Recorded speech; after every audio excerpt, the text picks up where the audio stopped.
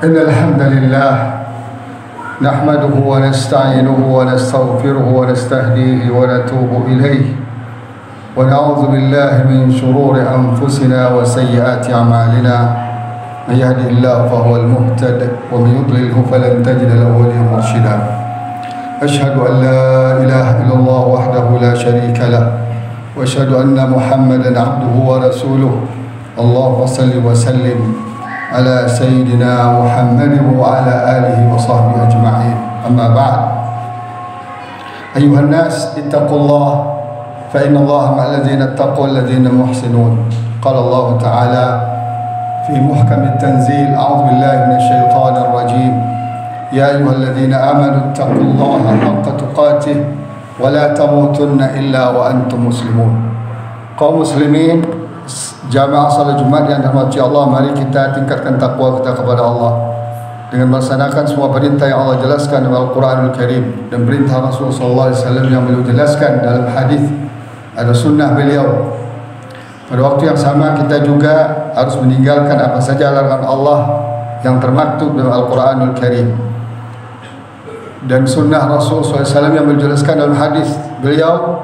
Dan demikian insyaAllah kita bisa meraih derajat taqwa yang sebenar-benar taqwa.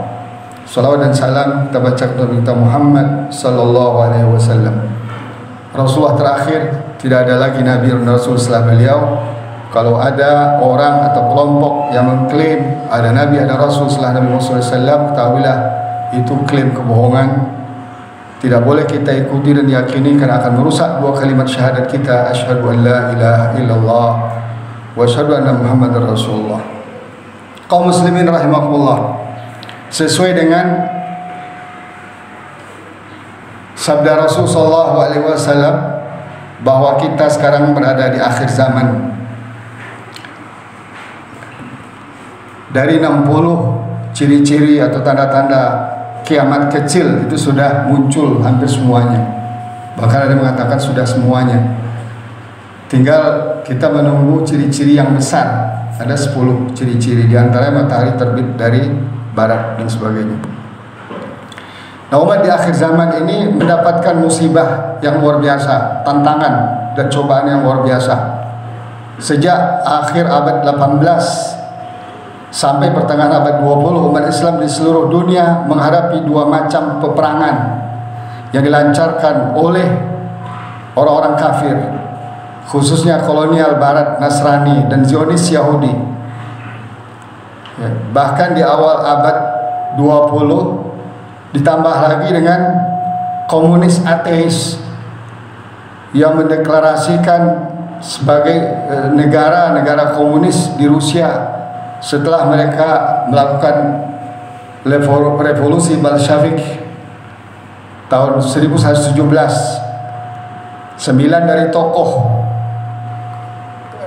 dari 9 tokoh revolusi Bolshevik itu adalah komunis tulen, termasuk Lenin, istrinya juga komunis.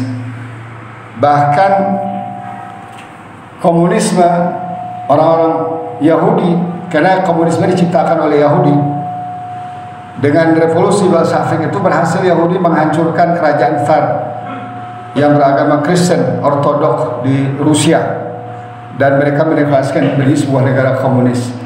Dan liciknya Yahudi ini diberikan sebuah negara otonom, tapi ini tidak pernah diekspos. Sejak tahun 1934 Yahudi punya negara otonom di Rusia yang mereka namakan Oblast Otonomi. Nah, kaum muslimin rahimakumullah, dalam menghadapi invasi militer atau perang militer yang dihadapi oleh umat Islam sejak dari sekitar akhir abad 18 sampai di pertengahan abad 20, kecuali Indonesia jauh lebih dahulu dijajah dan diperangi daripada wilayah-wilayah lain. Tentulah umat Islam menghadapi apa yang disebut dengan serangan militer atau al-ghazwul askari, dan tak diragukan umat Islam walaupun seperti Indonesia 3,5 abad akhirnya bisa mengalahkan juga. agresor-agresor yang katanya mencari rempah, tapi ingin menanamkan agama mereka di sini, agama Kristen. Indonesia Nusantara ini tidak pernah kenal agama Kristen kecuali setelah Belanda, Portugis masuk ke sini, khususnya Belanda, karena yang paling lama. Akhirnya umat Islam satu persatu merdeka. Indonesia merdeka 1945, begitu negara-negara Arab, Afrika, bahkan Aljazair itu mereka agak terlambat setelah 60-an, dan berdarah-darah, syahid berjuta-juta. Berjuta-juta umat Islam itu syahid, atau lebih kasarnya dibantai oleh orang-orang kolonialis Kristen yang di belakangnya Yahudi atau komunis. Tapi heran, umat Islam cepat lupa dengan sejarah itu. Coba kita lihat, adakah orang sekarang murka pada pada Belanda, orang Indonesia? Nggak ada. Adakah orang Pakistan, orang India, Muslim Bangladesh murka kepada Inggris karena Inggris yang menjaga mereka, orang Malaysia, Brunei? Nggak ada. Padahal berjuta-juta dibantai, negeri dikuasai. Nah, ini persoalan. Kenapa ini terjadi? Yang seharusnya saksi sejarahnya masih hidup. Orang tua kita masih ada yang hidup. Bagaimana melawan Belanda, Jepang, tapi tidak pernah merasa Jepang itu sebagai agresor, Belanda itu sebagai agresor, Belanda itu sebagai penjajah. Nggak pernah. Kok bisa dihilangkan begitu saja dari akal pikiran kita? Kemarin itu Aljazair ingin menuntut ganti rugi kepada Prancis, akhirnya nggak berhasil. Karena untuk memerdekakan saja 1 juta syahid dari Prancis, belum Libya, Omar Mokhtar, bagaimana dahsyatnya merangi pasukan Barat, Italia dan Spanyol. Berapa juta yang dibantai di India, dan bahkan menurut catatan sejarah revolusi Bolshevik untuk mengeksistensikan negara mereka, negara komunis di sana, itu membantai tidak kurang 60 juta umat Islam. Bosan pecah-pecah, dibantai, diimigrasikan ke wilayah non Muslim. Yang Kristen juga begitu, dihabisi. Tapi karena Muslim lebih banyak, bosan paling banyak meninggal 60 juta orang. Adakah sekarang orang Uzbekistan, orang Moskow, Muslim Moskow, ya kan, marah kepada pemerintahan komunis, walaupun komunis itu sudah jatuh sejak tahun 1957, sudah hancur. Bahkan di banyak wilayah-wilayah Islam Rusia masih kayak komunis pikiran-pikirannya. Namanya Islam, namanya Muhammad, tapi keyakinannya masih keyakinan komunis, perilakunya. Dan itu juga saya lihat di Cina. Saudara-saudara kita yang di Cina berhasil dikomuniskan, walaupun namanya Abdullah, walaupun dia pakai peci putih, tapi nggak sholat, dan dia tidak tahu Tuhan Allah itu siapa. Kenapa sampai begini umat Islam? Apa karena dibantai secara fisik? Tidak.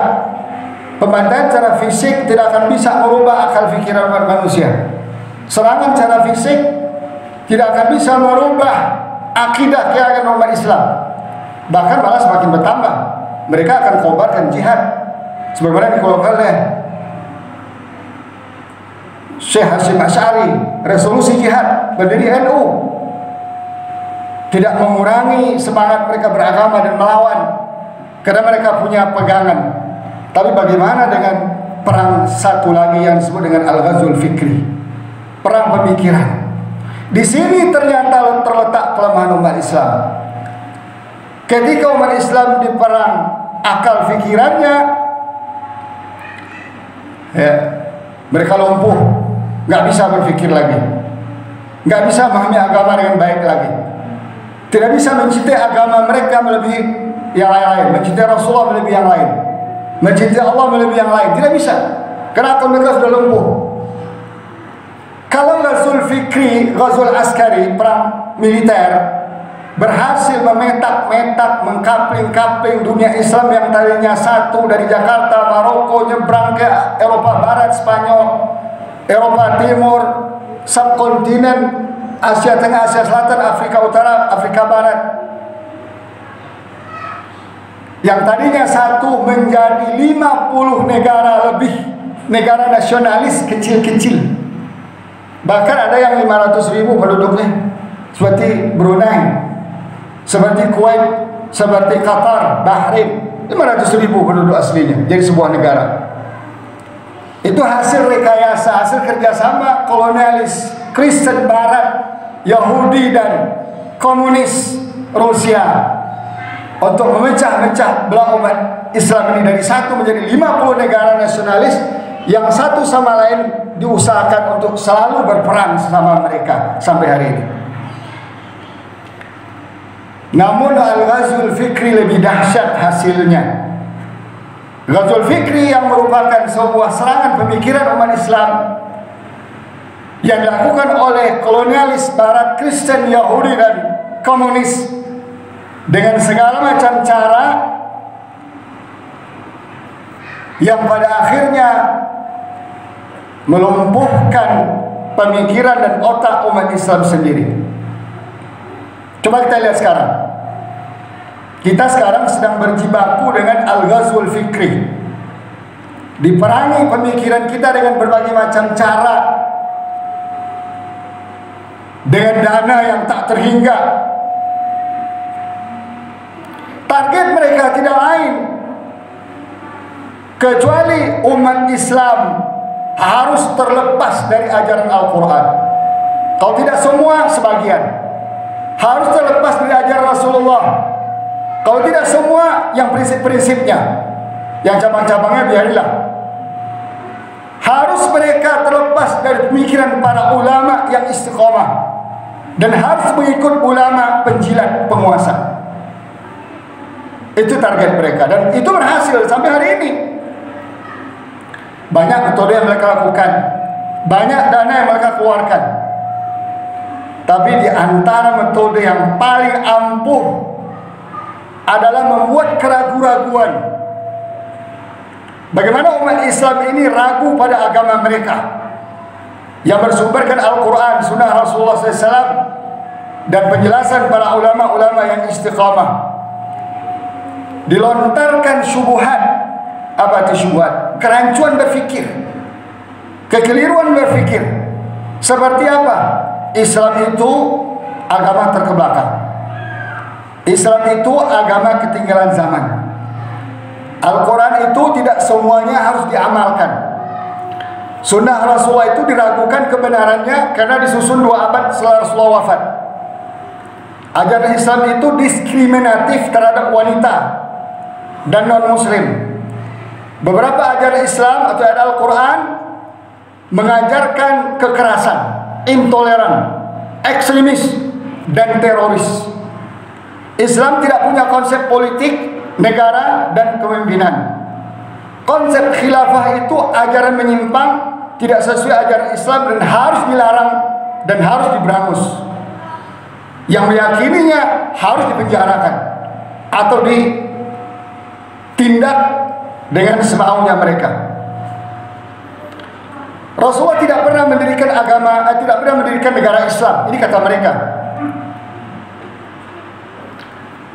Kemudian mereka juga menyebarkan ajaran dan paham-paham menyimpang di tengah-tengah kaum muslimin. Qadianiyah itu datang baru di zaman Orde Lama. Komunis itu datang zaman Orde Lama. Sebelum itu tidak ada. Kemudian yang mengadu domba umat Islam antara sesama umat Islam dengan berbagai macam mazhab, fikih dan sebagainya. Kemudian antara penguasa di negeri Islam dengan ulama dan umat Islam dilatih terus bermusuh-musuhan ini. Semua kalau akur, penjajahan selesai. Kalau antara penguasa dan umat Islam akur, antara ulama akur, penjajahan Barat gak ada lagi. Dominasi ekonomi, politik, teknologi tidak ada lagi. Kekuasaan akan murni di tangan Islam dan umat Islam. Ini mereka takutkan. Apa yang kita lihat hari ini sebagai sebuah fakta adalah contoh COVID-19. Umat Islam dipaksa lemah, tidak boleh berdaya, harus ikut kepada semua aturan, prokes, dan solusi sesuai mereka. Dalam hal ini komandani oleh WHO yang jelas-jelas dikendalikan oleh segelintir elit dunia yang pro-Zionis Yahudi seperti Bill Gates dan sebagainya. Dan bahkan menurut para analis, para ilmuwan, Cina juga termasuk yang merekayasa seperti di Guangzhou. Umat tidak bisa lagi berpikir apakah virus corona itu alami, Allah ciptakan, atau manusia yang merekayasa, atau negara-negara yang ingin menguasai dunia, bahkan ingin mengurangi populasi dunia. Ini yang merekayasa. Umat gak boleh berpikir, udah ikuti aja. Apakah vaksin itu halal atau haram? Gak usah dipikirin. Sudah ada majelis ulama. Apakah vaksin itu bisa menjamin tidak tertular COVID-19? Gak usah dipikirin, walaupun faktanya ada. Atau apakah vaksin itu berbahaya bagi kesehatan dan nyawa manusia? Gak usah dipikirin, ikut aja. Berapa tingkat bahaya virus corona itu dibanding virus-virus yang lain yang pernah muncul seperti virus burung, virus sapi, babi, macam-macam, ataupun yang masih sampai hari ini masih ada di tengah-tengah kita. Nggak usah ikut-ikut pikirin, Anda tidak kompeten, Anda tidak ahlinya. Tapi ketika ahlinya bicara, nggak percaya juga, didiskriminasi juga, dihina dan nista juga. Bagaimana cara menghadapi COVID-19 sebagai penyakit yang menyebar sehingga dianggap sebagai pandemi? Nggak boleh dipikirin, ikuti aja. Apa yang dilakukan orang-orang yang masih sehat agar terhindar? Ikuti saja. Apa pula obat yang sedang terpapar? Ikuti saja, nggak usah mikir. Bagaimana menangani jenazah kalau terbukti secara ilmiah? Kalau terbukti secara ilmiah mati disebabkan COVID, ikuti saja. Bagaimana sholat di masjid? Ikuti saja. Bagaimana cara membuktikan seorang itu terpapar COVID-19 atau mati karenanya? Apakah cukup dengan alat sederhana seperti antigen, ginos, dan lain sebagainya? Nggak usah dipikirin, Anda tidak ilmuwan. Bagaimana Islam melihat pandemi penyakit menular seperti taun yang ratusan kali lipat berbahaya ketimbang virus corona? Nggak usah dikaji, itu masa lampau. Inilah fakta kita hari ini, kaum muslimin rahimakumullah. Kita sudah kalah berpikir. Tidak boleh lagi berpikir akal yang Allah berikan kepada kita, yang kalau digunakan bisa menembus langit dan bumi ini dengan cerdasannya, gak usah dipakai. Kecuali akal kolonialis saja yang cerdas. Akal umat Islam sudah butek, sudah tuli, sudah buta matanya, sudah tuli telinganya, sudah mati hati dan akal pikirannya. Padahal secara contoh sederhana, kaum muslimin rahimakumullah, Islam mengajarkan kita melihat penyakit itu biasa-biasa aja. Rasulullah ketika menjumpai orang yang sakit, Rasulullah tenangkan, bukan direkayasa. Ada orang Badui sakit parah, panas, sangat panas. Rasulullah katakan, "La ba'sa tahur insyaallah." Karena apa ini mah kecil. Nanti ente bersih dari dosa. Itu cara Islam, cara Rasulullah. Orang nggak dipakai, tapi kita katanya kita ahlus sunnah. Kita kalian berikut sunnah. Sunnah apa yang kita ikut? Sunnah WHO, bukan sunnah Rasulullah. Coba bagaimana Rasulullah sekalian melihat? Islam mengajarkan lihat penyakit itu apa saja, termasuk tahun itu biasa-biasa saja. Nggak perlu direkayasa, nggak perlu dibuat sandiwara, nggak perlu dibuat atraksi seakan-akan kiamat dunia ini. Buktinya dari 7 miliar manusia yang kena itu baru 5%. Dari 5% itu 90%-an, bahkan 95% sembuh. Tapi nggak boleh mikir, orang Islam nggak boleh mikir itu hoax. Kalau orang Islam berpikir hoax, Kalau mereka melontarkan ide, gagasan, pikiran, pendapat ilmiah. Padahal anak kecil juga tahu rata-rata semuanya rekayasa, nggak ada yang ilmiah. Kemudian Allah Islam juga mengajarkan, Rasul mengajarkan kalau melihat penyakit itu adalah sebagai musibah dari Allah yang dihadapi dengan sabar. Sama, kita bisa nolak, entah dia rekayasa manusia atau Allah mengirimkan sendiri, kita hadapi dengan sabar. Yang ketiga apa? Rasul mengatakan itu rahmat bagi kaum mukmin, azab bagi kaum pendosa. Rahmat, masa kita perangi rahmat? Mari kita perangi rahmat Allah gitu. Mari kita perangi pandemi di masjid pula lagi, di rumah Allah pula lagi ditulis.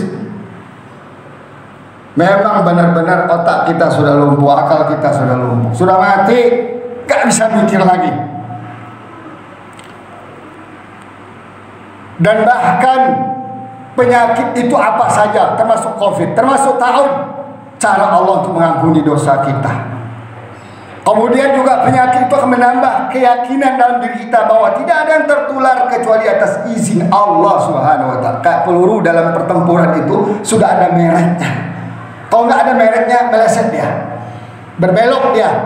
Begitu juga virus corona. Kalau kita tidak ada mereknya, berbelok dia, atau masuk pun nggak mampu dia melawan fisik kita. Allah buat kekuatan fisik kita luar biasa.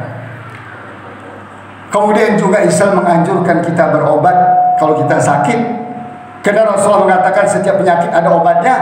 Obat yang terbaik adalah ciptaan Allah Subhanahu wa Ta'ala, bukan ciptaan manusia. Manusia banyak kong kali kongnya dalam obat itu. Itu sudah nggak rahasia lagi. Kenapa obat-obat virus-virus malaria macam-macam kena ada terus? Karena penyakit diadain terus. Tapi kalau obat Allah kita pakai, kita paling tidak berpahala walaupun tidak sembuh. Ya. Ada dua obat yang Rasulullah jelaskan, Allah jelaskan. Pertama, Rasulullah kata habatus sauda. Habatus sauda itu di dalamnya ada obat bagi seluruh penyakit kecuali asam, kecuali mati. Hanya mati yang tidak bisa diobati oleh habatus sauda, tapi yang asli, yang murni, orisinil. Dikunyah mentah-mentah, ditelan. Kemudian madu, Allah katakan fihi syifaun linnas. Dalam madu yang murni itu, mau dari hutan, mau dari batu, mau dari ternak manusia, itu ada obat di dalamnya. Kenapa kita tidak kembali? Ternyata madu dan habatus sauda dimonopoli oleh Barat. Saya baca artikel-artikel ilmiah dari Jerman, dari mana-mana. Ternyata memang madu dan habatus sauda di dua raw material pengobatan yang paling ampuh. Dan itu tidak pernah mereka katakan disimpan. Kalau belum mereka monopoli, mereka beli, maka mereka berternak madu gila-gilaan mereka. Kalau kita, tidak ada yang mau berternak madu kecuali sedikit. Tidak ada yang mau beli habatus sauda kecuali sedikit. Kemudian juga penyakit dalam Islam, momentum terbaik kita untuk mendekatkan diri kepada Allah, untuk berdoa kepada Allah. Karena doa orang sakit itu Allah kabulkan. Banyak doa-doa yang diajar Rasulullah SAW seperti Allahumma inni a'udzubika minal barasi wal junun wal juzam min sayyi'il asqam. Ya Allah, aku berlindung kepada Engkau ya, dari penyakit sopak, penyakit belang, penyakit gila ya, dan penyakit kusta dan penyakit yang buruk-buruk apa sajalah di dunia ini saya nggak tahu ya Allah, termasuk COVID, penyakit buruk. Dan banyak lagi doa dari Rasulullah SAW diajarkan. Nah, kaum muslimin rahimakumullah, kita sekarang sedang bergelimpangan bukan karena COVID-19 sebenarnya. Kalau COVID-19 bergelimpangan pun, berjuta-juta pun, karena vaksin nanti mati mereka berjuta-juta pun, kalau mereka sabar dan yakin tidak akan terpapar kecuali izin Allah, mereka dijamin Allah mati syahid. Selesai perkara. Yang persoalan kita yang hidup ini sudah bergelimpangan mati karena al-ghazul fikri, sehingga akal kita tidak berjalan lagi, petunjuk Quran tidak difahami lagi, petunjuk Rasulullah tidak difahami lagi. Akhirnya kita menyerah kepada pemikiran dan prokes orang kafir, lifestyle orang kafir yang kita lihat hari ini mendominasi hampir 90% kehidupan kita. Ini sebagai sebuah fakta. Nah, kita berdoa kepada Allah Subhanahu wa Ta'ala semoga Allah selamatkan kita dari serangan al-ghazul fikri ini, insya Allah. Kalau ghazul askari, insya Allah umat masih kuat angkat senjata. Ketika Cina ingin menguasai negeri ini nanti, yakin saya, bersama angkat senjata. Ketika Amerika ingin menguasai negeri ini, umat Islam akan angkat senjata. Sebagaimana di Afghanistan, sebagaimana di Palestina, umat Islam hari ini sampai masih angkat senjata dari tahun 20-an setelah Inggris menetapkan Palestina sebagai negeri bagi Yahudi, negara bagi Yahudi.